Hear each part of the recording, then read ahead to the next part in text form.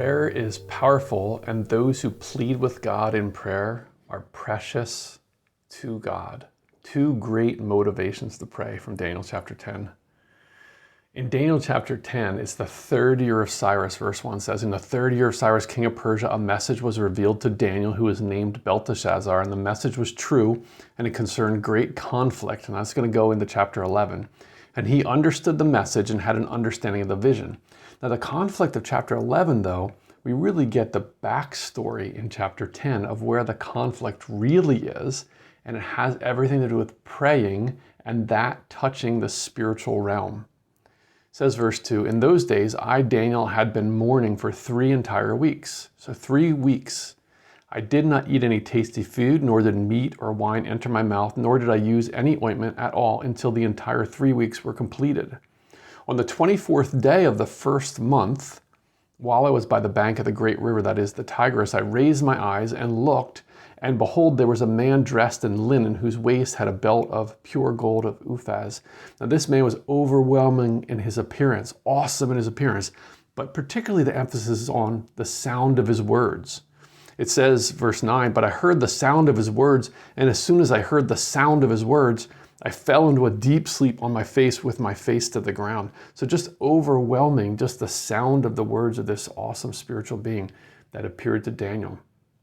And yet, verse 12 says that this man says to Daniel, do not be afraid, Daniel, for from the first day that you set your heart on understanding this and on humbling yourself before your God, from the first day you started praying, those 21 days, those 3 weeks, from the first day, your words were heard, and I have come in response to your words.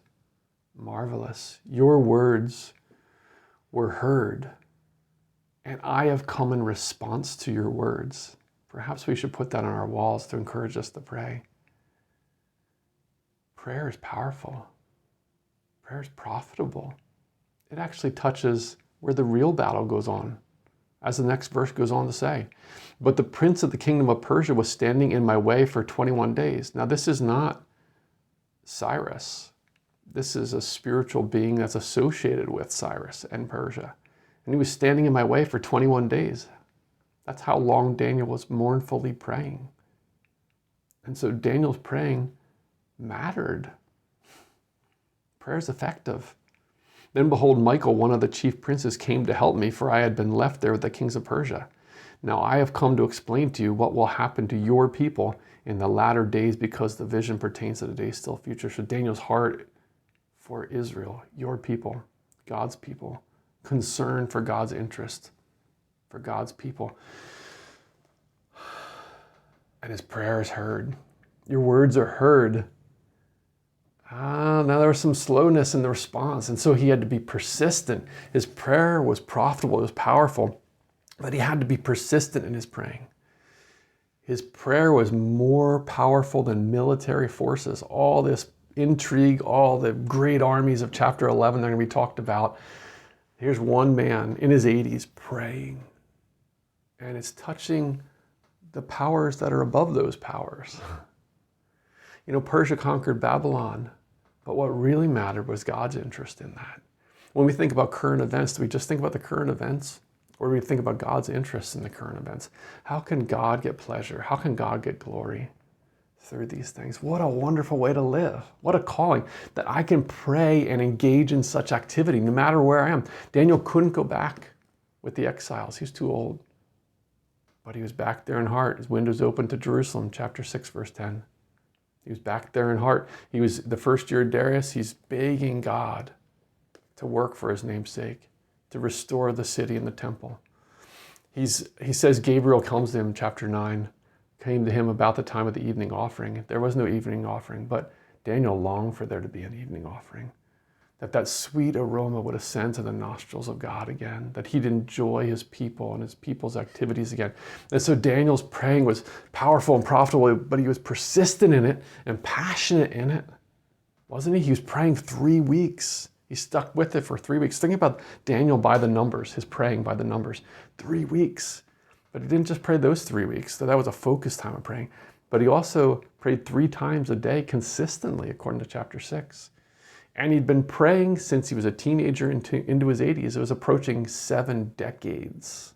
7 decades of persistent, consistent pleading with God to work. Passionate praying for God to work, making prayer a priority. May we make prayer a priority because we're convinced that it's powerful. Part of it is that we need to be thinking about, aware of what's going on, but not just what's going on, what God's interested in. So I need to get that from the Word like Daniel did in chapter 9. He was reading Jeremiah. And so here is the first month was the month when the Passover was supposed to be happening. This is the third year of Cyrus, so the exiles have gotten back to Jerusalem. They're trying to get going on building the temple. And Daniel would love to see them celebrate the Passover after all this time. God would love to see that too, wouldn't he? Daniel's perceptive. He's perceptive. And he prays accordingly. He understands God's plans. It talks about him being a man of insight. But insight is not just he's smart or something. There's a degree. It's that he perceives what matters to God. He sees through all the facade of this world. He sees through what all the world thinks is important. He sees what matters to God. What matters to God is the house of God, the people of God, the worship of God, God finding pleasure in his people and their activities. So it wasn't just that Persia had conquered, and that would have made the news headlines, right? Had conquered Babylon. But what that meant was, ooh, this is an opportunity for, Lord, for your desolate sanctuary. Let your face shine on it. And so Daniel is praying passionately for that. In chapter 9, we hear us praying. He's praying personally for it too. He's there in spirit, even though he couldn't be there in body, longing for the Passover, for the other feast, longing for the evening offering, longing for the temple to be reestablished, not in some kind of empty religious kind of way, but in a personal relationship with God kind of way, because not only was it personal to Daniel, like his people, but it was personal to Daniel's God because it was his people. It was God's people and God's place and God's city. And so he prays the great and awesome God who's sovereign and strong, and that motivates us in praying, doesn't it? If we know our God is like that.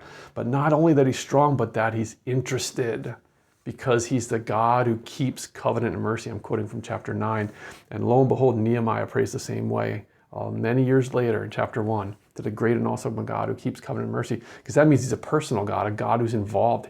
These people he has a relationship with. He has a commitment to this covenant. And so Daniel reminds God of his interest, reminds himself of God's interest. We need that in our praying to motivate us in praying, don't we? Remind ourselves that God is interested.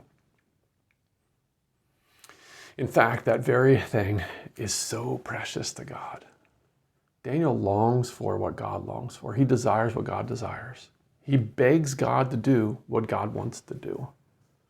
He understands his revealed mind in the Word, and he looks around and he perceives this touches on God's interests, God's concerns, God's plans, God's reputation. And so he begs God to act for God's sake, for God's pleasure, if you will, this sweet aroma.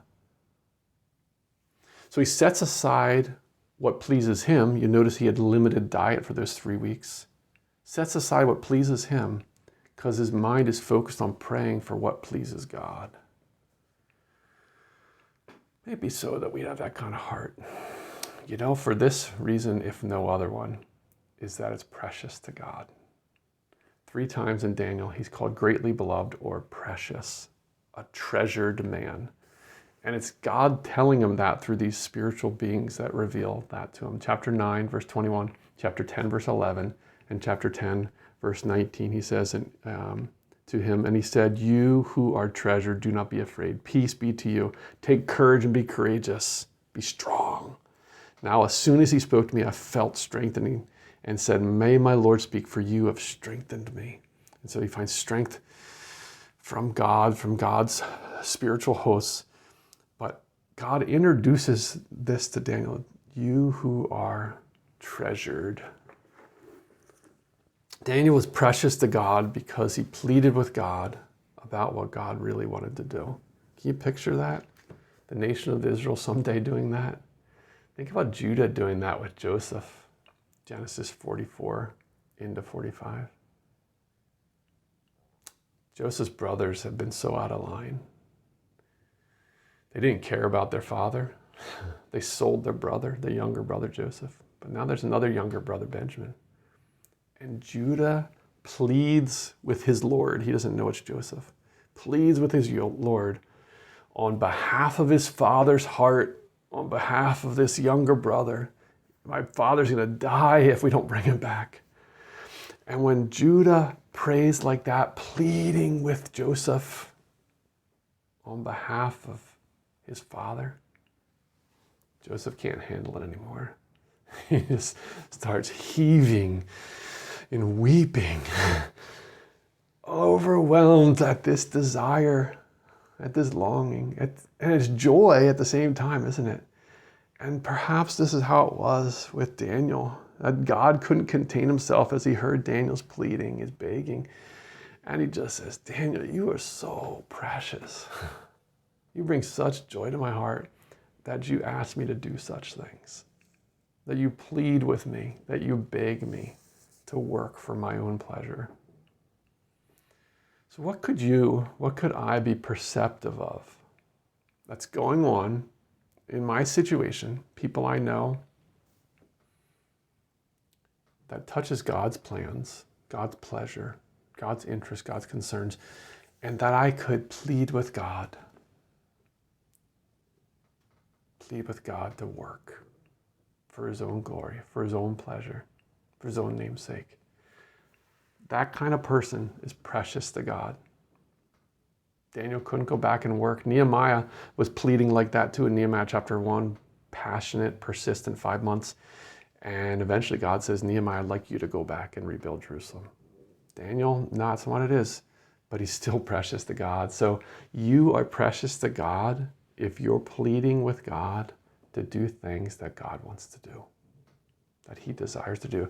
You're a man after God's own heart because you're longing for what he longs for. And you're engaging personally with God about it. What a wonderful calling to have this personal, this powerful, this perceptive, precious praying as seen in Daniel. May it be so in our lives.